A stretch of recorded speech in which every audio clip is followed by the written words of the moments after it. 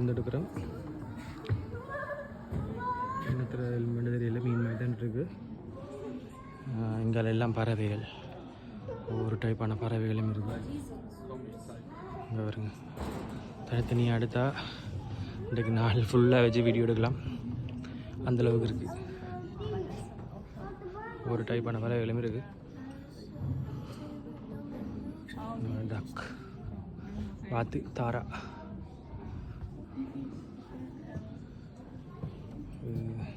எலி வகை சார்ந்தது நினைக்கிறேன்.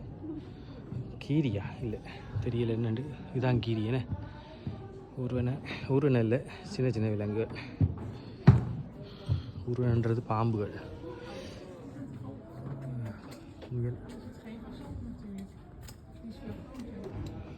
நரி, அப்பா இதுவும் கீரி போல தான் இருக்கு.